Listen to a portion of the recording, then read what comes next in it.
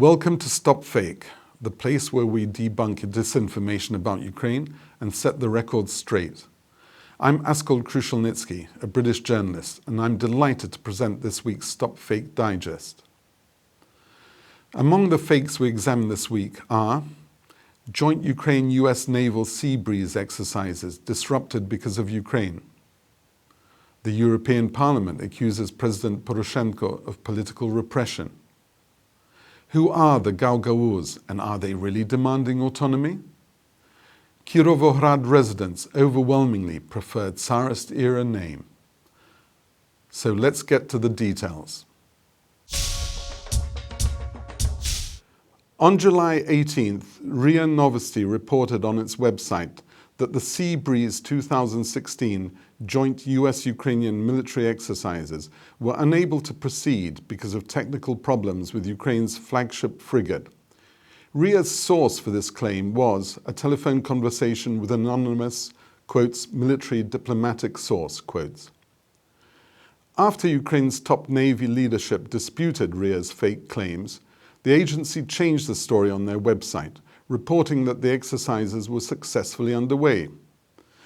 According to Ukrainian Navy spokesman Captain Oleg Chubuk, this is not the first time that Russian media published inaccurate claims about this year's Sea Breeze exercises.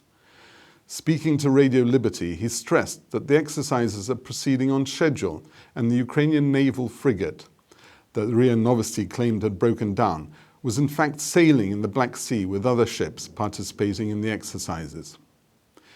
Nevertheless, Russian sites such as Russkoye Agentstvo Novosti and Politurasha continued running the fake story, insisting the exercises were disrupted because of Ukraine. RIA Novosti also refused to give up on their fake narrative of Ukrainian naval failure, and on July the 21st declared Sea Breeze 2016 a, quotes, an exercise in torment, quotes.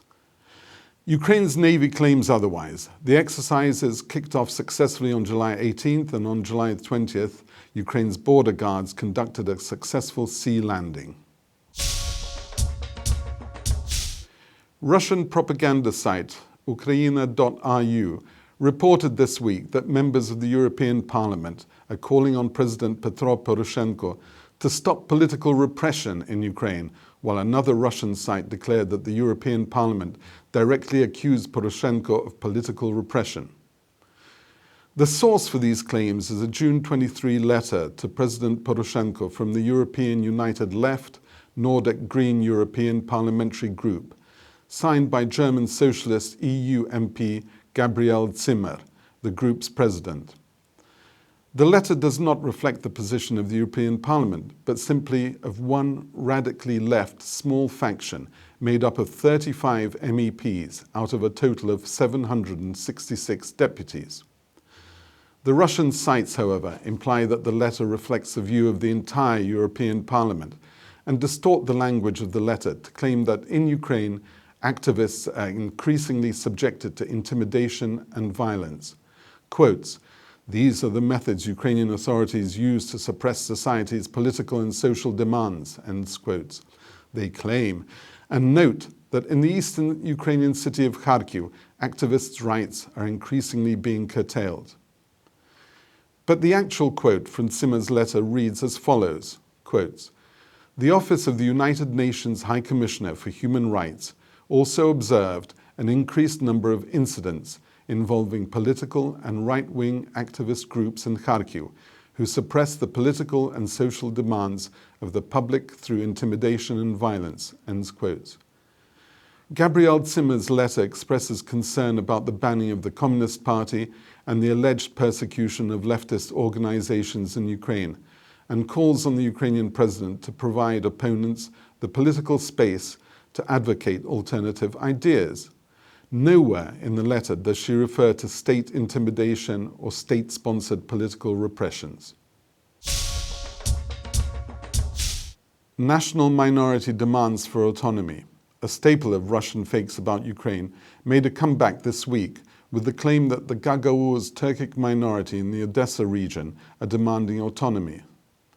Lenta.ru announced that the Gagauz Union of Ukraine asked President Poroshenko to create a Gagauz territorial autonomy in Odessa Oblast, posting the appeal on their page on the Russian social media site VKontakte.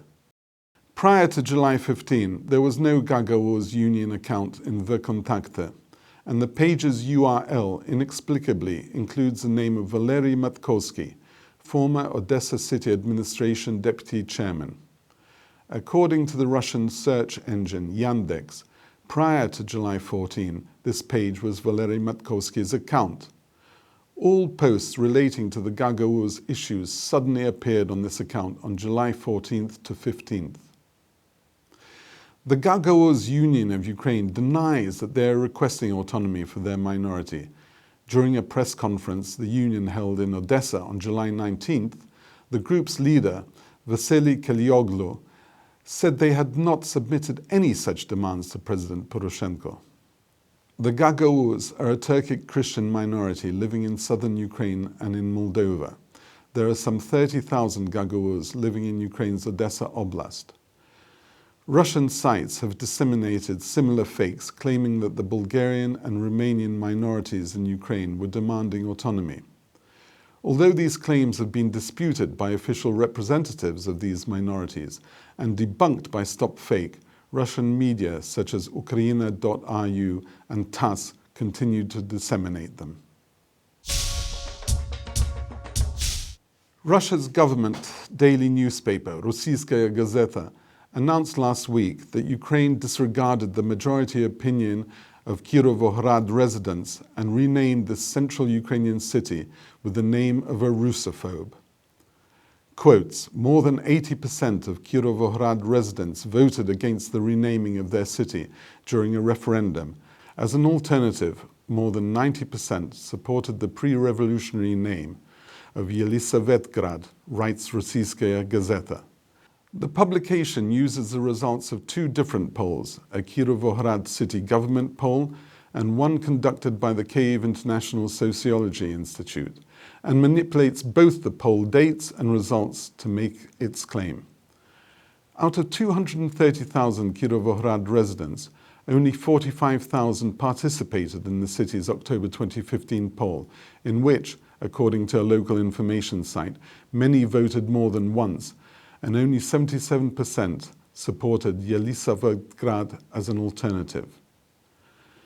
77% in real numbers is just a bit over 35,000 voters, some 15% of the city's registered residents, a far cry from the alleged 90% of the population that the Rossiyskaya Gazeta claimed wants the city's old tsarist name.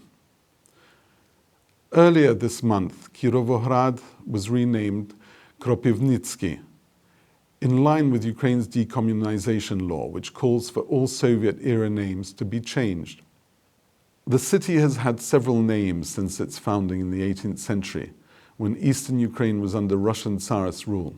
First named Yelisavetgrad after the Russian Empress Elizabeth, after the Bolshevik Revolution, the city was renamed Zinovievsk in honor of Soviet leader Grigory Zinoviev. After the assassination of another Bolshevik leader, Sergei Kirov, in 1934, the city became Kirovohrad. The new name Kropivnitsky is in honor of 19th century Ukrainian writer and dramatist Marko Kropivnitsky, who was born in a nearby village. That's it for this week. You can find much more dissected disinformation on the StopFake website. In the week that saw the murder by car bomb in Kyiv of a brave Belarusian journalist and friend of Ukraine, Pavel Sheremet, who had challenged the dictatorship in his own country and in Moscow, exposing Kremlin lies is more important than ever. Be vigilant, look out for fakes, and if you spot any disinformation about Ukraine, send it to us for a truth autopsy. I'm Askold Krushelnycky, and this is StopFake. Thanks for watching.